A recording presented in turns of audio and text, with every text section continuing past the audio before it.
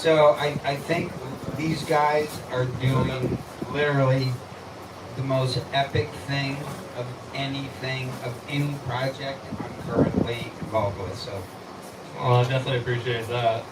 Yeah, so Pocket Full of Quarters is, it says on the title that we're the first token to get an SEC no action letter, but it goes so beyond that. We're the first token to be a verified Unity partner. We're the first token and to... hold on a minute, but you got to stop. What it helped because most people don't understand how epic that is. Yeah, so understand what Unity is. Let me do the kindergarten version. We help video games get onto blockchain without ever needing a blockchain engineer. Basically, everything that Forte's ever promised, we've done it. We helped create Matic Polygon on the first layer 2s. Janty Pinani was our first developer. We worked with the SEC to get that first ever no action letter. I authored the patent for the use of blockchain in a video game. We went on to get the first credit card processing for both, not only for video games, but also for cryptocurrency. So we're the only crypto that can sell their token without ever having to be on an exchange. And by the way, so you're saying a lot of things which are all awesome, but even that last one, just to stop for a moment, because there are a laundry list of epic things that the company's done, but one of them actually is you guys have a patent on using cell phones for KYC AML. Yeah, so Mike was thinking about. Mike's very much. So Michael Weichner, one of the founders, is a Stanford PhD. Yeah, in Princeton computer science. So Mike is very much by the book, right? I'm more of operating in the gray area. So we kind of balance each other. I like to do things more of the crypto way, and Mike likes to do things more of the Wall Street way. And in doing that, we thought about like how to become an asset, how to make sure we exclude U.S. investors, and in doing so, as we thought about it, he realized that it's very hard to fake where a cell phone is coming from, right? And you can use a cell phone to basically KYC and whitelist a person based on their region. And we can tell if it's coming from Google or if it's being kind of like how, on Binance you can get online and you can fake it with the VPN. You can't fake a cell phone like that, even if you use it. Exactly, and that's why, I just said, I'm like, oh my God. Yeah. I think this is going to be epic. Yeah, so we can whitelist anyone in the world and create different asset classes based on true investor pools and KYCs. Yeah, and that's just the tip of the iceberg. Yeah, I mean, like I said, we've been around since the beginning, right? So I originally met Pocket Full of Quarters at the second CryptoMondays when the 12-year-old kid pitched me and crushed it, and over the last few years I've seen them execute. They've got the first. Again, and you should help them understand. So they have the first SEC-approved ERC token. Still the only one. And understand, right? Everybody who's fighting doesn't have their head in the sand knows there's something going on. But if you're at a big company, you don't want to. You can't bet the company on some bullshit new, But if there's a way to do it in a compliant fashion. Well, there's a reason that major video games haven't jumped on to blockchain, and there's a reason we only have 100 million users in the blockchain space and not the 3 billion users in the video game space. And it's simply because there's no compliance and regulation, there's no true interoperability, and Pocket Full of Quarters has figured all those things out. We've worked with the SEC to make a safe, reliant, and compliant solution on the blockchain. But I think even more importantly, you've worked with the community, right? Well, we work with the community to create the DAO, and the DAO. But it's really a community of gamers. Well, yeah, but so everyone that we're trying to bring on, we're bringing Web 2ers to Web 3. Yes. Yeah, and we have about 2 million users as of right now, and we're growing at about 30% per month. And so what we do is, they never even know they're using Web3, which I think is the most important part. You have one authorization signature, and if I really think that's a bit, I'm big on education, but I think at the end of the day, most people don't want to get educated. They want to nobody got educated right I think on this. They picked it up and they got value, and that's where we need to get to. I truly believe the onboarding of Web3 is kind of like the internet. You don't really need to understand how it happens. You just need to understand that it works. And you get value. Yeah, and there's value given back to you. So like we believe in the Roblox model, right? Roblox was able to take a $2 LTV in video games and increase it to $300 LTV. Why? Because they have Robux. Robux is one token based on a server, similar to how an ERC-20 works, but it goes to 1,000 different games. So that 1,000 games increases the value of that token. And so when most people spent $2 in a video game lifetime, now they see $300. So yeah, and just so people appreciate, so on a annualized basis, what's your revenue? Right now, I think we're probably the only blockchain project that actually has true revenue. Yeah, it's the number one, according to DAP Radar, the number one by like more than 2x. Yeah, it's a lot. Let's put it this way: every EVM compatible chain pays us simply straight up $1 million to work with us. Period. And they have to work with us, or they have no way of onboarding video games onto their blockchain. They have no way of instantly doing it. We've seen video games in style A, right? We're watching these terrible games. I wouldn't even say are but it's your players. I mean, the vast majority of your revenue is not from the L1, just from the players. That's not exactly true. I would say that the games that we bring on also will come with players, because we're very good at taking any free-to-play game that's out there right now and instantly converting it into Web3, and then putting it on chain, so those transactions are then happening on chain. And the battle right now amongst every layer 2 and layer 1 is to have the most transactions.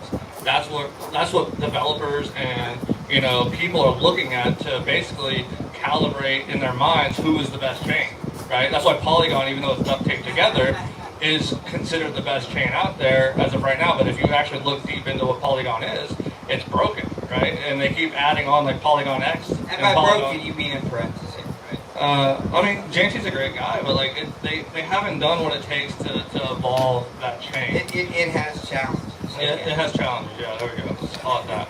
But we helped create that. So I think we were thinking about gas fees back when Ethereum was 99 cents a transaction, because me and Mike and Janty were having a phone call, and I said no one's gonna ever pay 99 cents for a transaction and 99 cents for their tokens. But we got to back up, because most of the people have no idea what the company is. So why don't you start there at a like very macro level, because what you guys do is epic. We bring video games to the blockchain without an engineer. That's the simplest way I could say it. You don't, right now it costs $200,000 to hire a blockchain engineer. We work with Unity, which is the largest video game engine in the world, where you can just plug and play our SDK directly into your game and you're instantly on the blockchain. You can pick any chain that we work with, all the EVM compatibles, Near, we just signed Harmony, we're about to sign Alderon, we're about to sign a bunch of others. Once you work with those chains, you can literally just pick whatever chain you want. We have a wallet that holds all your tokens on the back end. You can go straight into OpenSea with it through our Clayton and Polygon partnerships. You can. Hold on a minute. Who the fuck is? I'm sorry. Who is Clayton? Clayton is the largest blockchain out of South Korea. Which is owned by Kakao. If you're not like aware of, they're probably, I think, the most, if they're not the first, they're the second, in terms of crypto penetration in society and adoption. Well, it's because of Kakao. So they own Kakao Talk, which has 200 million users. Exactly. Yeah. They're the cell phone company. Yeah, they own Kakao Talk, which would be like the WeChat of China. And if WeChat had their own blockchain, it would probably be amazing but it's a highly engaged society. It's all based on metaverse and gaming. Yes. And it has the lowest gas fees for any layer 2. It's the fastest operating of any layer 2. And they're doing a lot to bring in, the right partnerships like OpenSea and Starkware and others to help build it and make it faster. So they're working with companies like Microsoft now to really set themselves apart from everybody else. And if you don't know about them, you should definitely Google them. Yeah, undoubtedly, and seriously, I did not know them about them, and then I googled them, and yes, It's crazy the stuff it they're was doing. yes, David Chin is it doing was an amazing yes. job. Turns out Samsung is One of their biggest investors. has big tentacles. Yeah. So again, so I had questions for a while. Anybody, because these guys I think been around. Anybody want to ask them a question? If not, going once, going twice. Let's give them a big hand. Wait, hold on. Oh, there you The go. whole SEC election. Sure. Now I realize. Okay. Could you just elaborate on it? Because that was a really tough time.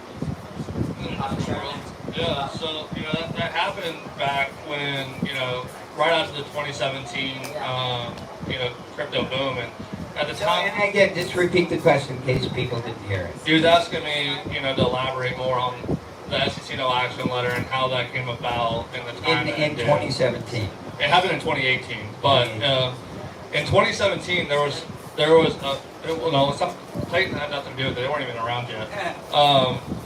We were working directly with Lewis Cohen, who is probably the #1 crypto lawyer in my opinion in the country, and we were looking at ways to get into Apple and Google. So a lot of people don't know we're the only cryptocurrency that can be purchased and accepted in Apple and the Google distribution. And well, at the time, in order to get into Apple and Google and to get credit card processing, which was a terrible time to try to get credit card processing for a video game or crypto, it was nearly impossible for both. We basically had to work directly with the SEC to create a compliant model. And so we created the first ever 2-token model. We created our token that sits on the blockchain as a utility token for video games, which was what actually received the SEC no action letter. And then we set our second token as a buy and burn model, the first token, where it doesn't act in speculation, but it acts in profit building of the first token, if that makes sense. So basically what happens is, as people are buying and they are part of our DAO and owning the Q2 tokens, that money then goes into the DAO and then is distributed as grants back into the economy for developers and for video games and for the people in the DAO. Right. So obviously you guys were blazing a trail. Well, so we were a lot of firsts in a lot of things. Exactly. We've been around, like I said, since the beginning. Like the first for video games, the first for credit cards, the first, first to probably 2 million users. But it's like crazy to think about that, right? When you think about what. I don't know. I worked really hard, so it's not crazy to me. I've been busting my ass on this for 5 years. So that's not too crazy for me. And I think one of the things is, a big difference between us and everybody else is there's video game people, there's crypto people, there's very little crypto games people. And, I come from the video game space with a decade in video games. Mike went to Princeton with the founder of Avalanche and Eamon and was best friends with John Woo, the president of Avalanche, and we were the first ones to find James C. Punani, and we were the first. So we've been around and working with all these founders since the beginning, and we kind of built what is crypto gaming. I would say, I've literally said it, and some people tell me to knock my ego down with it. We are the founders of the metaverse. We built that. It's weird because maybe you should, but you got to be you, and I respect that. Rock and roll. But you guys are totally blazing a trail. Yeah. I think I've been doing this 5 years, and so Kareem, he's over here, he's looking for like the next big thing, right? Well, so we've literally skirted under the radar. When everyone else shut down in 2018 and went away, we didn't. I got a call from Caleb at Engine when NFT started booming again. He's like, "Hey, come run my whole company. I'll pay you a fortune." I was like, "Man, I can't. You don't know anything about video games. You don't know. You were a filmmaker. You don't know what you're talking about. How can I help you if you don't know where to begin?" And I've built the right team. I have guys like Chris Cross, who made Medal of Honor in the first 2 Call of Duties. I got guys like Mark Kaplan, who was the senior vice president of Sony, head of licensing and consumer products. He literally brought Spider-Man from Marvel to Sony. Yeah, Stan Lee. Yeah, I just signed Stan Lee. Yeah. Stan Lee. Yeah, so I have Stan Lee and his 4 IPs that have never been released before. I create comic books, video games, NFTs. You know, we've been And working. that's the moment where we are, seriously, where the IP realizes that if they want to be, right, Well, in the next thing, so I think what the difference though is people have definitely came at them and thrown them a lot of money, and IP holders only want to work with people they trust, and they've been working with me for a decade and Mark Kaplan for 30 years, but what are you selling them? I'm selling them, well, one, trust, two, the right placement, the right team to build it, the right placement on the chains, because we work with all those chains. To build their metaverse. To build their metaverses, their NFTs, their game projects, their token models, we're building their full economies. And they don't want to do it with someone they've never known before. They don't want to do it with someone that doesn't have any game experience. They don't want to do it with people that have no comic book experience. We have one of the best Disney artists doing all of our comics. Like, literally a storyboard artist. At the end of the day, proofs in the pudding. You guys have massive numbers of players. Yeah. Yeah, spending money in your economy, right? And at the end of the day, what else matters? Transactions. So Yeah. we think the real value and what our real money's going to be is we're going to be the beast of the metaverse. And basically, every time you run a transaction, because all of our tokens will be the tokens in the ecosystems that you don't know you're using, we can reduce platform fees on video games from 30% down to 7%. That's 4% for our credit card processor and 3% for us. And you don't now collect 93 cents on the dollar instead of 70 cents as a video game developer. But every single time a transaction happens in any video game or any metaverse or anything like that, we will be collecting a check. Yeah. So I don't know if anybody has any questions, but I thought it was a pretty interesting discussion from one of the most, I think, forward, in terms of connecting the different things that are going on to help us move forward. I think you guys are doing something really special. I appreciate that.